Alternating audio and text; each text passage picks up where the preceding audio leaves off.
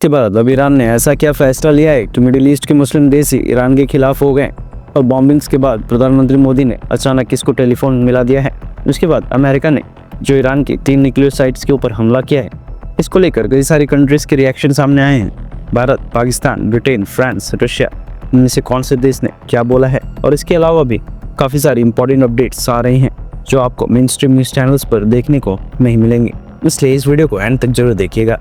सबसे पहले आप तो ये मैप देखिए। ईरान की कोस्ट के नीचे समुंदर में ये एरिया है, इसको स्ट्रेट ऑफ हॉर्मुज कहा जाता है। अमेरिका की स्ट्राइक्स के बाद अब ईरान की नेवी ने अनाउंस किया है कि वो स्ट्रेट ऑफ हॉर्मुज को पूरी तरह से बंद करने जा रहे हैं। रेफरेंस के लिए आपकी स्क्रीन के ऊपर आर्टिकल का स्क्रीनशॉट है। दरअसल ईरान की नेवी के कमांडर ब्रिगेडियर जनरल अली रेजा तंगसीरी ने कुछ ही घंटे पहले अनाउंस किया है कि वो इस स्ट्रेट ऑफ हॉर्मुज को बंद करने जा रहे हैं और कुछ घंटों के अंदर ही ईरान की नेवी इस पूरे रास्ते को ब्लॉक कर देगी और यहाँ से एक भी शिप या फिर क्रूड ऑयल टैंकर क्रॉस नहीं होगा। जैसा कि आप मैप में देख सकते हैं, स्ट्रेट ऑफ हॉर्मुज के लेफ्ट साइड के ऊपर सऊदी अरब, इराक, कुवैत, बहरीन, यूएई और कुछ हद तक ओमान का भी हिस्सा लगता है। इन सब कंट्रीज का जितना भी क्रूड ऑयल एक्सपोर्ट होता है वो इसी स्ट्रेट ऑफ हॉर्मुज से क्रॉस होकर होता है। स्ट्रेट ऑफ हॉर्मुज के लेफ्ट साइड के ऊपर ऑयल टैंकर शिप्स का ट्रैफिक ऐप इस वीडियो में आप भी साफ देख सकते हैं।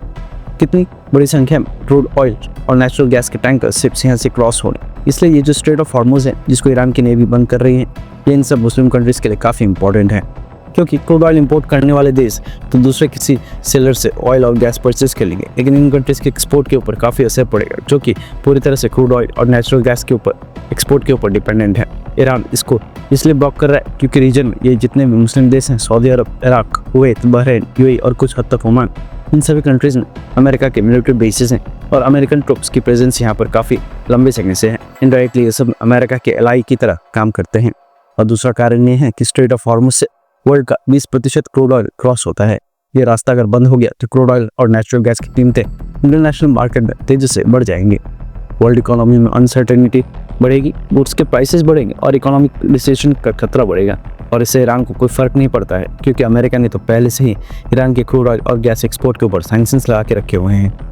ईरान ने आज से पहले भी कई बार ये धमकी दी है कि वो स्ट्रेट ऑफ हॉर्मुज को बंद कर देंगे, लेकिन ये देखना इंटरेस्टिंग होगा कि क्या ईरान इस बार सच में इस रास्ते को ब्लॉक करता है या फिर ये सिर्फ एक धमकी थी। और अगर ईरान इस स्ट्रेट ऑफ हॉर्मुज को ब्लॉक करता है तो अमेरिका और इजराइल का अगला स्टेप क्या होगा वो भी देखना काफ़ी इंटरेस्टिंग होगा, क्योंकि उनके एक्शंस और उनके हमले के कारण मिडिल ईस्ट के बाकी देशों को प्रॉब्लम हो रही है और इस रास्ते को ब्लॉक होने से इफेक्ट होने वाले हैं। फॉर एग्जाम्पल, ये जो स्ट्रेट ऑफ हॉर्मुज है, यहाँ से भारत के 30 से 40% क्रूड ऑयल क्रॉस होता है। भारत, इराक, यूएई, कतर और सऊदी अरब से जो क्रूड ऑयल और नेचुरल गैस इंपोर्ट करता है वो इसी रास्ते से क्रॉस होकर भारत आती है। इसलिए अगर ईरान स्ट्रेट ऑफ हॉर्मुज को बंद करता है तो भारत के ऑयल और गैस के शिप्स को भी यहाँ पर रोका जाएगा। इससे भारत की एनर्जी सिक्योरिटी के ऊपर असर पड़ेगा। अब ईरान सच में स्ट्रेट ऑफ हॉर्मुज बंद करेगा या नहीं, ये तो अगले 24 से 48 घंटे में ही पता चलेगा। अमेरिका की बॉम्बिंग्स के ऊपर रिएक्शन की बात करें तो भारत की सरकार ने अभी तक कोई स्टेटमेंट रिलीज नहीं की है। यह वीडियो दिन के 4 बजे के करीब रिकॉर्ड हो रही है और अभी तक भारत के विदेश मंत्रालय ने इसके ऊपर कोई बयान नहीं दिया है। लेकिन अभी कुछ मिनट पहले भारत के प्रधानमंत्री मोदी जी ने 3 दिन में 3 बजे के करीब ईरान के प्रेसिडेंट के साथ टेलीफोनिक कन्वर्सेशन की है, जिसको लेकर प्रधानमंत्री मोदी जी ने ट्वीट करके जानकारी दी।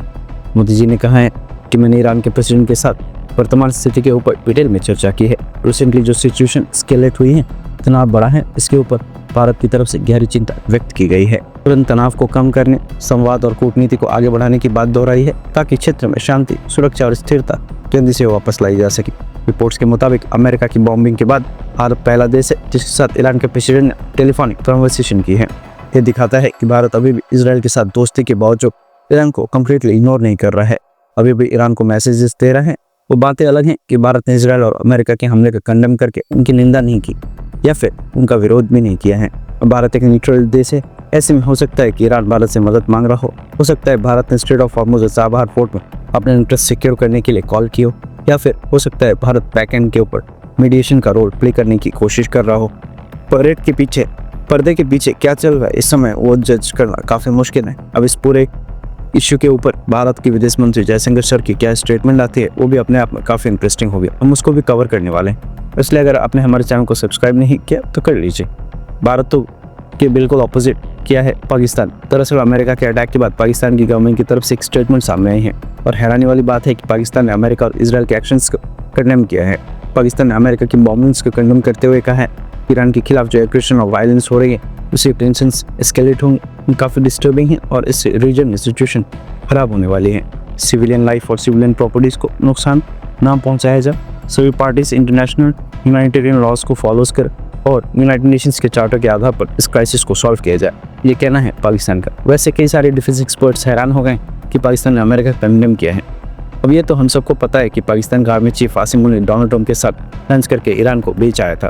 कई रिपोर्ट्स ऐसी भी आ रही हैं कि पाकिस्तान ने बलूचिस्तान में अपनी 2 मिलिट्री बेसिस इमरजेंसी के लिए अमेरिका को दे दिया है। लेकिन ईरान के पक्ष में ये स्टेटमेंट रिलीज करके पाकिस्तान दिखाना चाहता है कि वो ईरान के साथ खड़ा है और मुस्लिम उम्मा का साथ दे रहा है।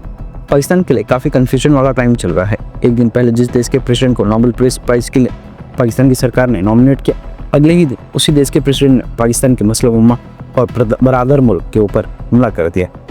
तब से Pakistan army chief Asim Munir America जाकर डोनाल्ड ट्रंप के साथ मिला है। तब से पाकिस्तान के मिनिस्टर्स और मीडिया चैनल्स लगातार ये क्लेम कर रहे थे कि आसिम मुनीर ने ईरान और अमेरिका के बीच मीडिएटर का रोल प्ले किया है और अमेरिका को ईरान के ऊपर हमला करने से रोक दिया है।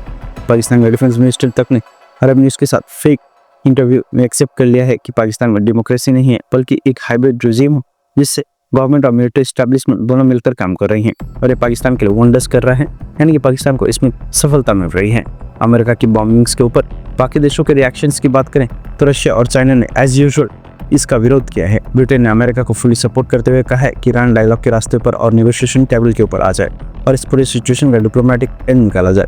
यूरोपियन यूनियन ने भी कहा है ईरान के पास न्यूक्लियर वेपन्स नहीं आने चाहिए, लेकिन सिचुएशन को और स्केलेट भी नहीं किया जा सकता है और सब टेबल के ऊपर बैठकर बातचीत करें। इसके साथ ही जापान से लेकर इटली, न्यूजीलैंड, ऑस्ट्रेलिया, मेक्सिको और इवन मिडिल ईस्ट तुरंत तनाव को कम करने, संवाद और कूटनीति को आगे बढ़ाने की बात दोहराई है ताकि क्षेत्र में शांति, सुरक्षा और स्थिरता जल्दी से वापस लाई जा सके।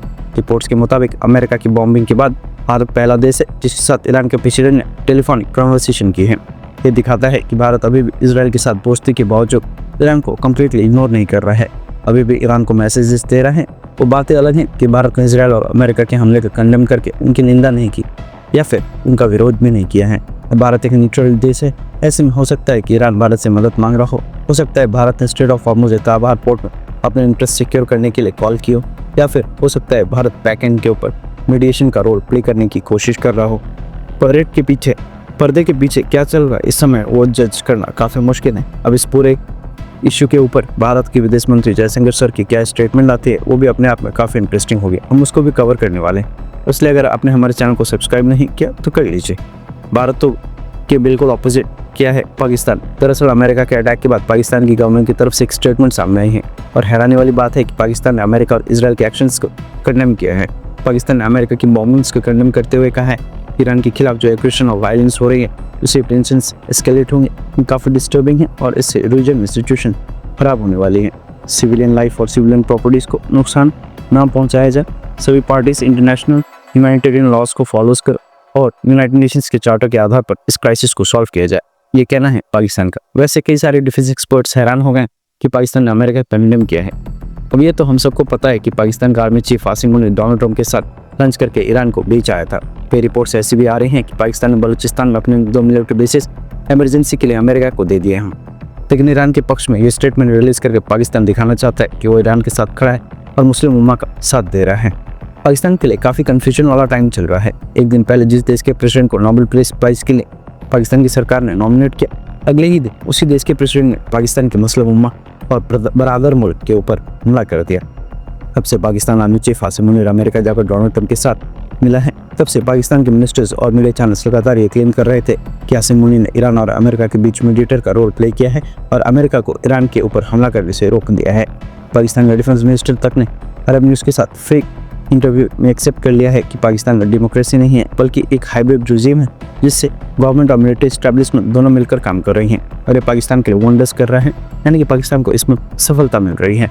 अमेरिका की बॉम्बिंग्स के ऊपर बाकी देशों के रिएक्शंस की बात करें तो रशिया और चाइना ने एज यूजुअल इसका विरोध किया है। ब्रिटेन ने अमेरिका को फुली सपोर्ट करते हुए कहा है कि ईरान डायलॉग के रास्ते पर और नेगोशिएशन टेबल के ऊपर आ जाए और इस पूरी सिचुएशन का डिप्लोमेटिक एंड निकाला जाए। यूरोपियन यूनियन ने भी कहा है ईरान के पास न्यूक्लियर वेपन्स नहीं आने चाहिए, लेकिन सिचुएशन को और स्केलेट भी नहीं किया जा सकता है और सब टेबल के ऊपर बैठकर बातचीत करें। इसके साथ ही जापान से लेकर इटली, न्यूजीलैंड, ऑस्ट्रेलिया, मेक्सिको